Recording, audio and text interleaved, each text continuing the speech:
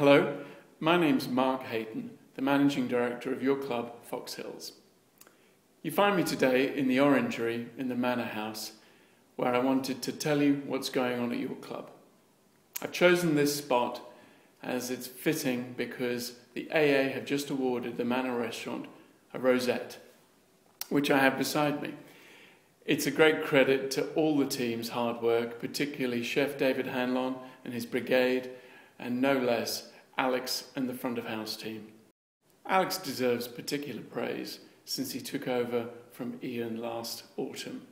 This was emphasised by a member, Gordon Phillips, who said to me how much Alex had grown into the role and had really made the Manor Restaurant his own. And I echo Gordon's sentiments. I'd like to tell you a bit about what's happening at the club at the moment, and I think I'll start with the youth club. The youth club now provides children of our members 25 hours of supervised activity each week. I'm glad to say that half of those activities are now provided complimentary within the membership. As an aside, I think it's worth noting that 5 years ago, Foxhills didn't have a youth club. So whilst the building may creak and groan a little, I think it's a great facility, and I'm delighted not only with the way it's being used, but also the way it's being managed. Dawn's been with us for a year in her current role, and we're now providing cover in the reception of the youth club from 8 in the morning till 8 in the evening, 7 days a week. I'll come on a bit later to talk about the plans for the future, but certainly the youth club will form a key corner to that.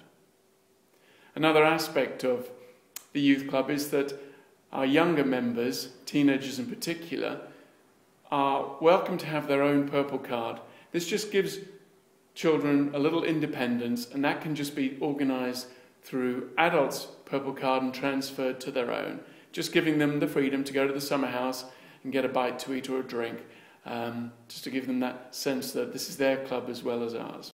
Finally, there was a note that went out to you in January saying that we would like to make the children's activities in the youth club more for the members. At the moment, non-members are welcome to join in the judo and some of Robbie's activities, but pay a premium to do so. We had some reaction to that where members felt that we would lack some of the buzz by having just members in the club. And we have a year before we make a final decision on that. But the sentiment was that we wanted to make the club for the members rather than rely on outside children to fill the facilities. But that's a dialogue that will continue over the months before a final decision is made. I'd like to come on to golf. First thing I'd like to say is a thank you to all the lady members who supported Paul Creamer's first fashion show last week. I think there were 40 in total, and apparently it was a great buzz, and I had lovely letters from Hilary Hart and Nancy Bennett to that effect. I think the shop and the team have really come on in leaps and bounds in the last 12 months. I'm hearing nothing but praise for Paul and Greg and the team, and I think we are in great hands for the season ahead. And that season is looking bright. I went out with David Wyborn, our course superintendent, to see all the work that's taken place this winter. And boy, has Mother Nature thrown a few curveballs at David and the team this winter. The courses I don't think have ever looked as good, despite the challenging conditions. The new green on the 17th of Bernard Hunt will be a great test to golf, as well as being a fair one. £104,000 of new equipment will arrive this month to further enhance the playing conditions. Of course, a little work has been done to enhance the toilets in the clubhouse and the male visitor showers. Long overdue, but I appreciate your patience during the refurbishment. The change rooms will be given a complete refurbishment next season, and that gives us another 12 months to plan that with your involvement. And finally, just on the golf side, I would like to mention our sister club Farley, which is now really taking shape. A lovely team over there, and the course and the clubhouse look a knockout. It is now right that we open Farley to 5- and 7-day Foxhills members. You'll get a similar greeting and a similar golf experience as you do at your home club at Farley. It's also particularly convenient if you work in the city or the West End. There's just a 15-minute train down towards Farley, and it'll be a great addition to your Foxhills membership. Now I'd like to come on to the newest addition to the activities at Foxhills, cycling. Following the success of the Team GB residency at the club last summer for the Olympic Games, we've been invited by the Tour of Britain to be the sponsor of the Surrey leg, which I'm delighted for, and it'll really enable us to be at the forefront of cycling in the UK. To celebrate that, we will be launching our first sportif. This autumn, Dean and organiser are planning a cunning route that'll use parts of the Tour of Britain, parts of the Olympic route to weave the rider's way from Foxhills to Farley. And those that have the stamina can wend their way back as well. On a slightly more leisurely level, this Sunday we launch the second cycling club. This follows the success of last April's cycling club headed by Dean and David Gunn and Austin Reynolds. This intermediate group will leave from 19 each Sunday morning at about 8 a.m, some of whom will be sporting the outfits on the left of the screen. And finally, to commemorate the Olympic arrival last summer, we're having specially commissioned wallpaper added to one wall of the spinning studio, which will show in detail the Olympic route to allow the riders to plan their weekend ride. I mentioned earlier about the success of the Manor restaurant in being awarded its first rosette, but obviously we have two other restaurants that are equally important to the members. I'd like to thank the members that gave us full and frank feedback earlier in the year about the summer house. And Christie's collating all the ideas and will be presented to those members and the membership in total next month in May with new menu ideas, new prices and new activities to ensure that the members are looked after as well in the summer house as they are in the Manor. Equally, it's worth pointing out that the summer house will be part of our long-term plans to probably redevelop the site to improve the facility the families enjoy at Foxhills. I recognise that the facility with a glass box can sometimes be too hot in the summer and a little chilly in the winter. So it will be down to the team and our maintenance department in the short term to make sure you're looked after, but in the longer term we have plans to redevelop that area and you will be involved in that process. In 19, I can't believe it's 6 years old this month, and as such, given the popularity of the venue, we'll now embark on a full refurbishment that will take place probably this summer. The plan will be to increase the number of seats available to members and also to create two areas at the front of the restaurant where small groups can gather, allowing diners and those who just want to read the paper and relax a little more solitude and peace and quiet in the main part of the restaurant.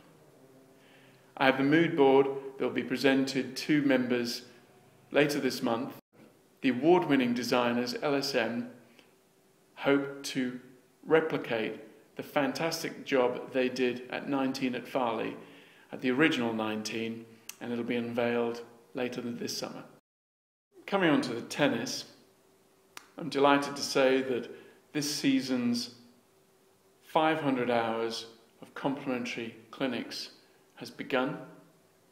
And whilst I think there's always things we can do better at Foxhills, it is worth pointing out that this facility is still unique at that level, and I'm delighted of how popular it's become over probably the 10 years that we've been running those free clinics.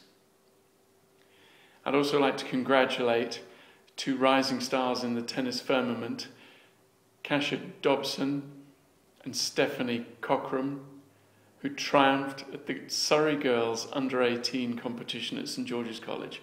Well done to both of you. The future bodes very well for us. Also to remind you that the three more tennis courts I should say, are being refurbished this spring.